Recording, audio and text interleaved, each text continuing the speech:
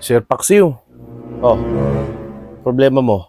Sir, baka mayroong trabaho dyan sa barangay. Baka may bakante.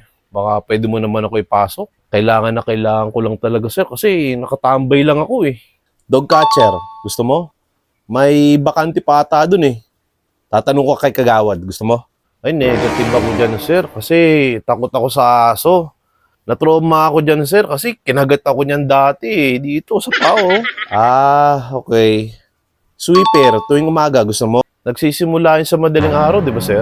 Oo, madaling araw kasi yun yung konti yung tao eh. Kaya maglilinis ka kasi konti tao. Ay, negative ako dyan, sir. Kasi tanghali na ako nagigising dyan, sir. Okay. O eto sa trabaho ng tatay ko, Penante, gusto mo? Eh, sir, medyo mahina din ako sa ganyan, sir. Mahina talaga ako sa buhatan, sir, eh.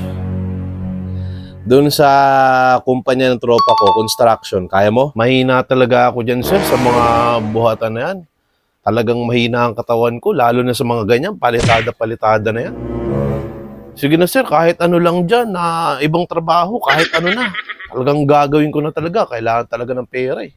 Ina ka, sarap ng practice ko dito, tatarantaduhin mo ko ha. Lumayas ka sa harapan ko.